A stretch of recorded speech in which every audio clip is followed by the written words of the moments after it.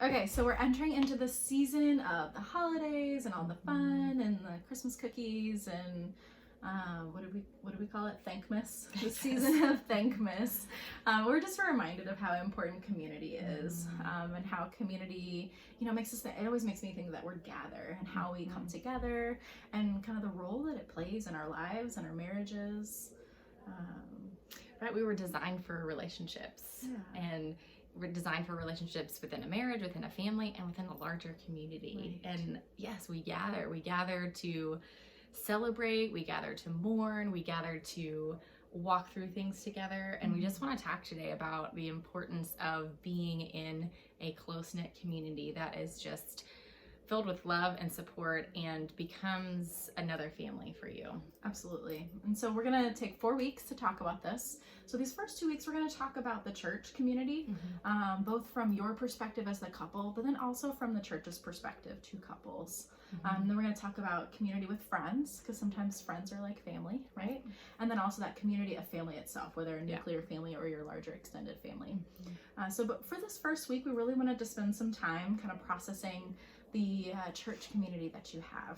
Paul writes often throughout all of his letters that we are the body of Christ, we are the household of Christ. And so that means that each of us have a purpose and we have a function, and we're really important to the life of the church. Absolutely. Yeah. Everyone is a vital part of your church body. And even if you don't feel that way or you haven't figured out where your place is, you do have a place and you do belong. And it's a really important place to be.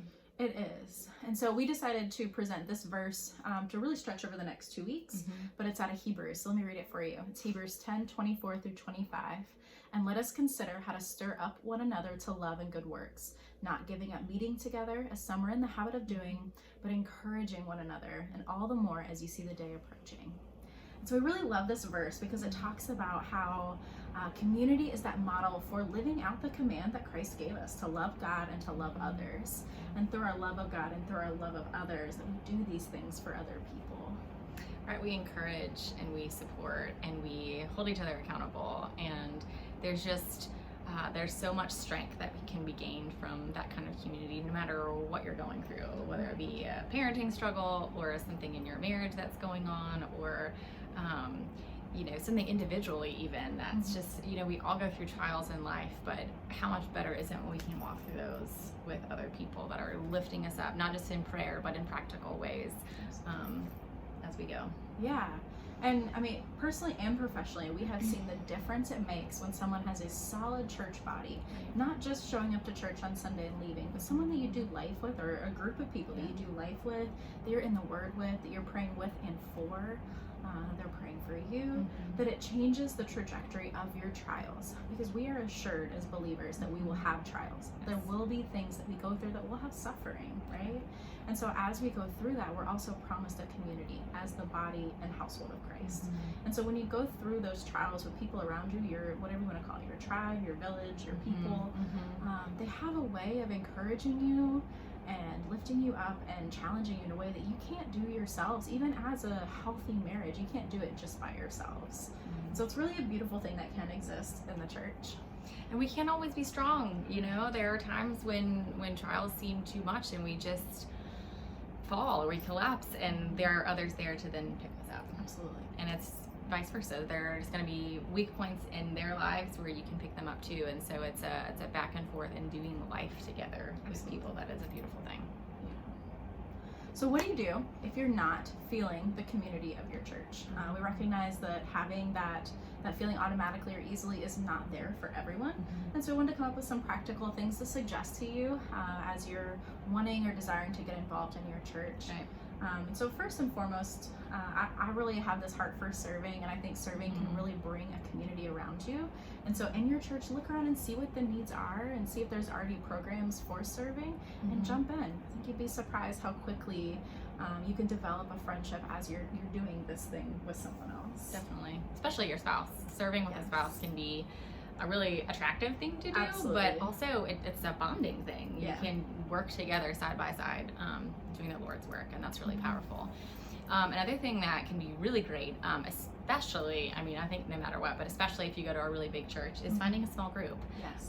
that has people that are I think it's great if there's people from all walks of life, but definitely at least some people from your same walk of life, so that you can encourage one another and spur one another on and be an intimate communion, an intimate community with those people, so that you are eating together, you are playing together, you are planning together, and you are speaking intimately about one another's trials and struggles and joys.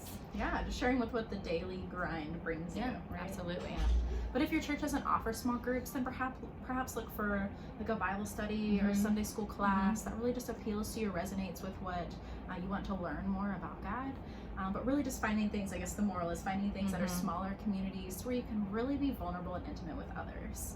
Definitely. Yeah. And then last, if you see that there is a need, if you see that there aren't areas to jump in to get community, create it, or ask your pastor or your elders how you can get involved. I don't think I've ever met a pastor who heard a need in his community and wasn't 100% on board with creating that ministry. Right. If you want to head that up, awesome. Yeah. Like, what can I do to help? So we definitely encourage you to just reach out to your pastoral staff and whoever you feel comfortable reaching out to at your church, so that you can create these ministries that definitely will not just benefit you, but I'm sure will benefit other people in the church as well. Right. If you're filling a void, I guarantee someone else is. Exactly.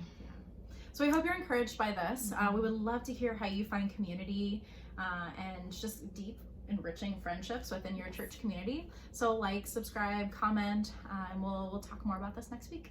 See you next time.